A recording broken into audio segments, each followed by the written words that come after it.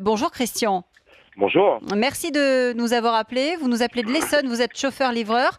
c'est ça. Et vous, alors vous avez vécu une expérience toute particulière puisque je crois que après Charlie, après les attentats de Charlie, vous êtes parti vous battre aux côtés des Peshmerga en Irak et en Syrie. C'est exactement ça, ouais. Euh, Déjà, par rapport à certains reportages, on n'est pas une minorité, hein. Il y a énormément d'Anglais, d'Allemands et de Français qui sont là-bas, beaucoup plus que certains reportages, on peut le laisser croire. Qu'est-ce Voilà. qui vous a décidé à partir? J'ai des enfants. Moi, je veux pas que ça arrive en France, tout ça. Moi, ce que j'ai vécu là-bas, ce que j'ai pu voir, et on est loin du compte de la réalité, c'est ce qui m'effraie actuellement, c'est je veux pas que ça arrive en France. Je veux pas. Et je comprends pas qu'un État très frileux sur ce sujet-là ne nous fournisse même pas en matériel. Ce sont Moi, j'ai les acheté mon attentats de matériel, Charlie qui vous ont motivé, vous vous êtes dit, bien je peux pas sûr. rester les bras croisés dans mon salon à regarder ce qui se passe Bien là-bas à la sûr, télévision. bien sûr, je peux pas, je comprends même pas, mais même, enfin, je comprends même pas qu'il y ait autant de gens qui restent comme ça, juste à regarder les reportages, les écouter, qui ne soient pas actifs. Je parle pas de répression, je parle pas de ça, mais faut pas que ces gens dépassent ces frontières-là, quoi. C'est pas possible. Alors comment ça s'est passé là-bas? Vous êtes resté 4 mois, je crois. 4 mois, c'est ça, ouais. 4 mois. J'ai eu la chance d'avoir un patron très compréhensif et qui partage certaines valeurs et qui m'a accordé 4 mois de congé sans solde en fait. 4 mois de congé sans solde pour partir vous battre. Racontez-nous, ça se passe comment quand on est là-bas sur le terrain, quand on se bat, quand on prend les armes pour... Bon, déjà, bon, j'ai un certain passé. Déjà, faut qu'on achète notre matériel. Rien n'est fourni, enfin, à part quelques petits trucs, mais le matériel principal, armes, etc., faut l'acheter sur place en fait. Bon, c'est pas cher, mais bon, voilà. Ensuite, ce qui se passe, Oui, ça veut dire qu'il faut connaître déjà les réseaux pour pouvoir se fournir en armes, Christian, c'est ça? oui, oui, c'est ça, mais je suis pas parti seul, hein. J'avais 3 amis déjà présents là-bas et qui m'ont donné toute la filière. En fait, je suis parti d'Angleterre et enfin bon, bref. Après, c'est un peu un parcours du combattant pour y accéder, mais bon, voilà. Et sur place, en fait, là-bas, ça ressemble plus à une résistance, enfin, à la guerre de résistance qu'on a pu connaître pendant la Seconde Guerre mondiale, qu'à une bataille de front entre deux armées, quoi, hein. Mhm. Ça ressemble plus à ça. Et, Et vous dites aujourd'hui, vous avez vu ce qui se passait de vos propres yeux. Vous dites les politiques qui sont ici, qui sont en France, qui parfois se rendent sur le terrain, mais pas oui, non, souvent, ils viennent pas ne sur se le rendent terrain. pas compte?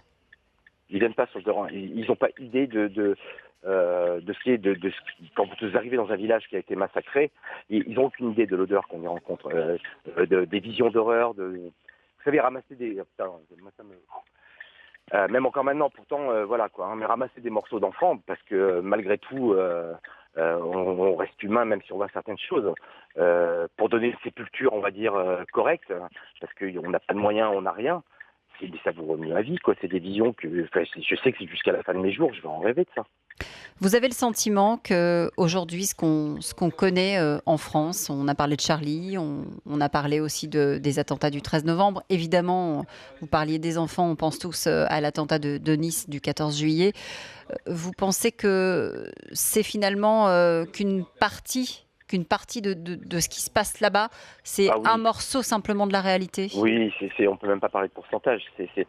Moi, ce que je disais tout à l'heure, quand on m'a pris en ligne, euh, moi, ce qui m'effraie, là, pour l'instant, c'est des actes isolés.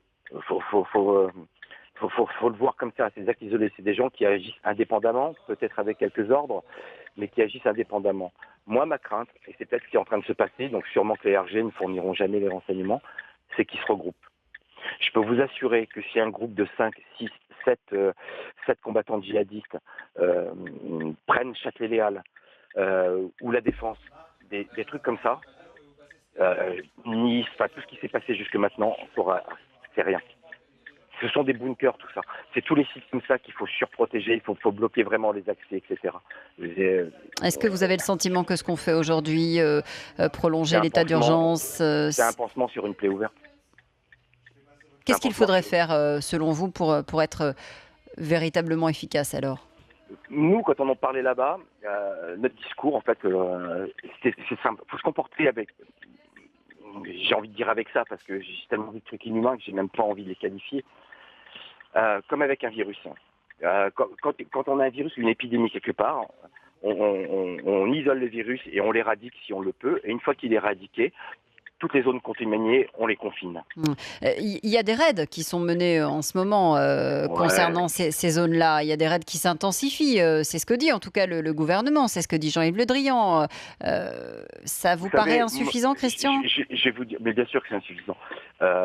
Bon, les Peshmerga sont des très bons combattants, enfin les l'YPG, tout ça, ils se battent, ils ont beaucoup de cœur à ça, mais ce ne sont pas des soldats.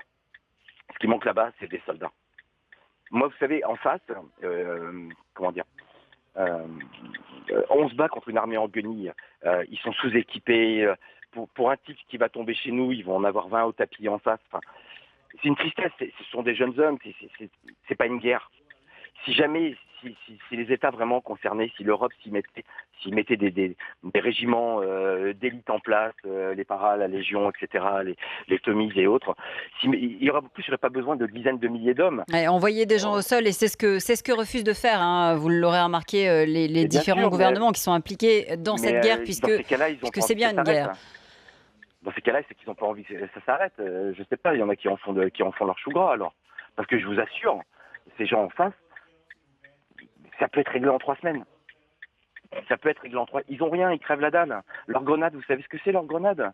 C'est des bouteilles de lait pour bébé, enfin des petites bouteilles de lait, la Lactel, machin, des trucs comme ça, qui sont remplis d'explosifs artisanaux. C'est des gros pétards en fait. Ouais. Ceux qui sont en revanche sur le territoire français, c'est pas avec ça qu'ils se battent, hein, quand ils Oui, je attaquent. sais, je sais. On l'a vu pour le Bataclan notamment. Oui, bien sûr, mais c'est une minorité. Là aussi, on l'a vu dans le train, il a attaqué à la hache, là, il a attaqué avec un camion, ils se battent avec tout et n'importe quoi. Mais c'est pas une armée. Ils sont pas inarrêtables, c'est pas vrai.